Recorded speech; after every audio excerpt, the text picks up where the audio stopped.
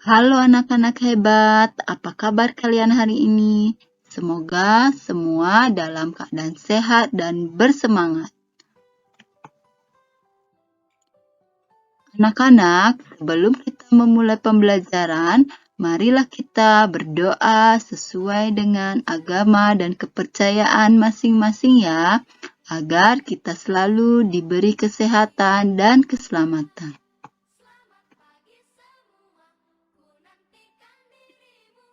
Nah, anak-anak, hari ini kita akan belajar tema 3, peduli terhadap makhluk hidup, materi bagian tubuh-tubuhan dan fungsinya.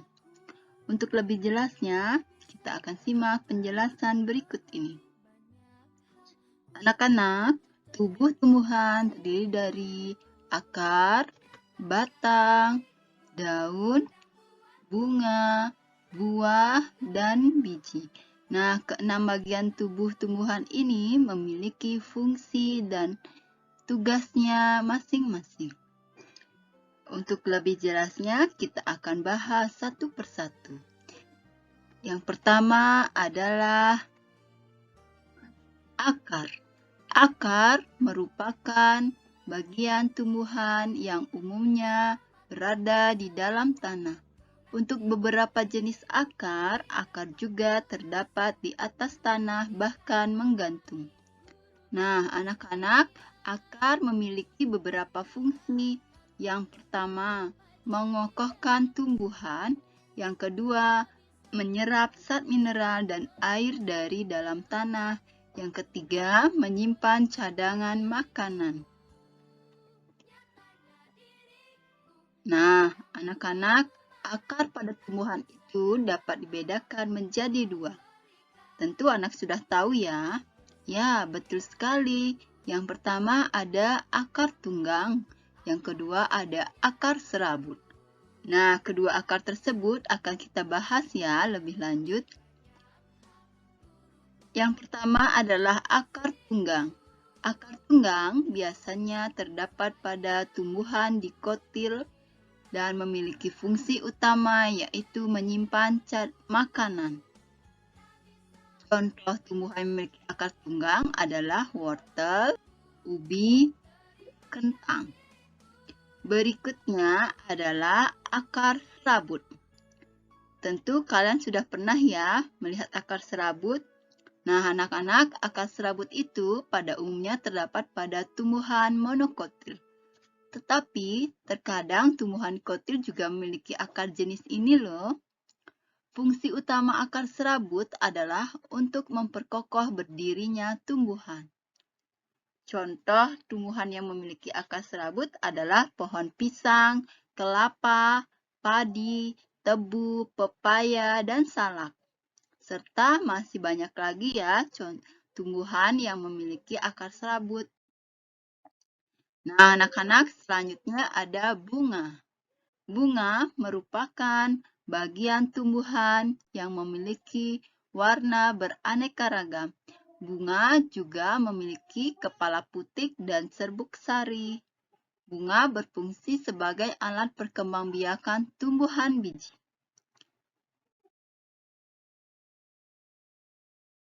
Nah, anak-anak, jika kita lihat dari struktur pembentuknya, bunga dapat dibedakan menjadi dua ya. Bunga lengkap dan bunga tidak lengkap. Bunga lengkap terdiri dari tangkai bunga, dasar bunga, bakal biji, kelopak bunga, mahkota bunga, putik, dan benang sari.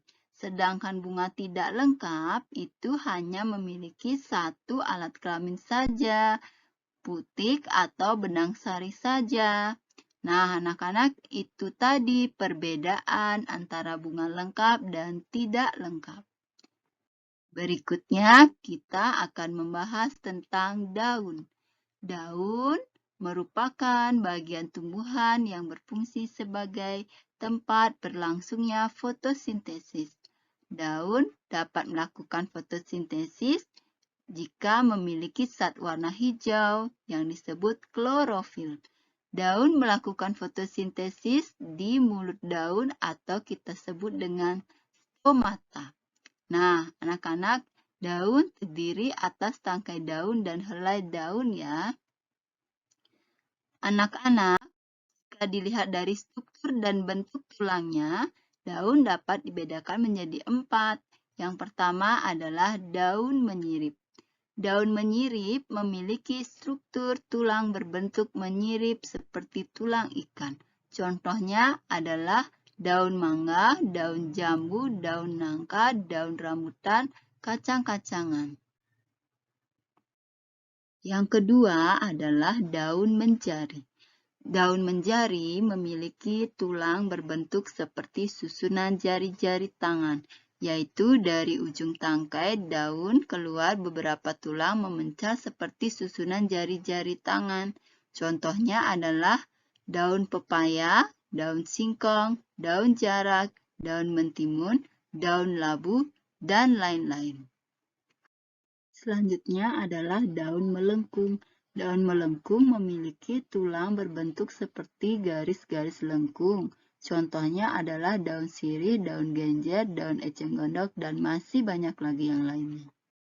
Selanjutnya adalah daun sejajar. Daun sejajar memiliki tulang-tulang berbentuk seperti garis-garis lurus yang sejajar. Contohnya adalah daun tebu, jagung, padi, dan semua jenis rumput. Nah, anak-anak, selanjutnya bagian tubuh tumbuhan adalah batang. Batang merupakan bagian tumbuhan yang berada di atas tanah. Batang memiliki fungsi yang pertama, tempat munculnya daun, bunga, dan buah. Kemudian batang juga berfungsi untuk mengedarkan mineral dan air yang diserap akar serta zat makanan hasil fotosintesis ke seluruh bagian tubuh tumbuhan. Nah, anak-anak, batang tumbuhan tersebut dapat kita bedakan menjadi 3 jenis ya. Yang pertama ada batang berkayu, yang kedua batang basah, yang ketiga ada batang rumput. Ketiga batang tersebut akan kita bahas satu persatu. Kita mulai dari batang berkayu. Batang berkayu memiliki ciri-ciri yaitu tekstur yang keras, memiliki kambium, arah pertumbuhan yang keluar akan membentuk kulit, sedangkan arah tumbuh yang ke dalam akan membentuk kayu. Contoh dari tumbuhan berbatang kayu adalah pohon jati, pohon nangka, pohon jambu, mahoni, albasia, trembesi, dan masih banyak lagi contoh tumbuhan yang batang berkayu. Yang kedua adalah batang basah. Batang basah memiliki ciri-ciri yang pertama, lunak, berair, pendek, dan mudah dipotong. Contoh tumbuhan yang berbatang lunak adalah pohon pisang, bayam, kangkung, selada air, dan pacar. Nah, anak-anak, semua tumbuhan tersebut sering kalian jumpai kan?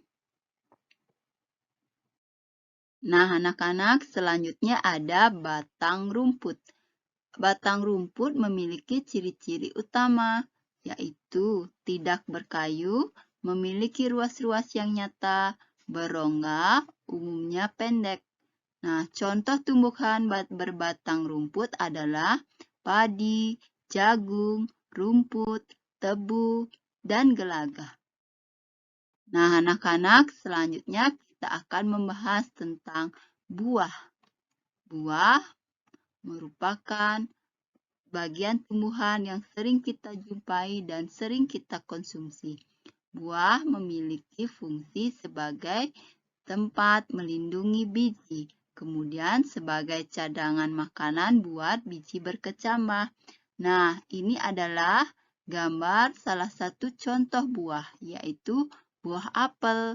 Buah apel merupakan salah satu contoh buah yang terdiri atas daging buah dan biji.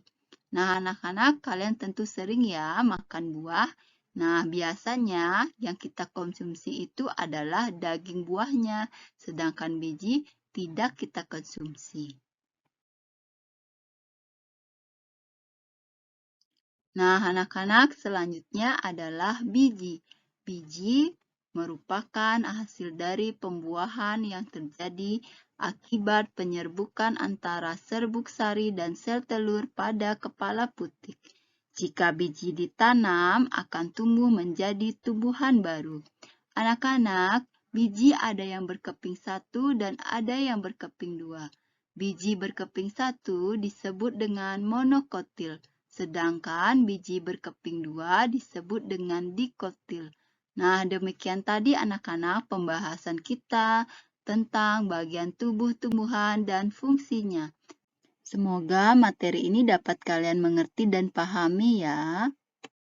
Nah, anak-anak, sebagai latihan, coba anak-anak amati tumbuhan di sekitar kalian. Kemudian, pilihlah salah satu tumbuhan yang akan kalian amati. Temukanlah dan jelaskanlah bagian tumbuhan yang kalian amati dimulai dari akar, batang, bunga, daun, buah, serta bijinya sebagai penyusun tumbuhan tersebut. Dan kalian jelaskan sesuai dengan pemahaman kalian terhadap materi yang sudah Bu Guru sampaikan. Tulislah hasil pengamatanmu pada buku tulis ya. Sampai jumpa, salam sehat, bertemu lagi di video selanjutnya. Dadah anak-anak hebat.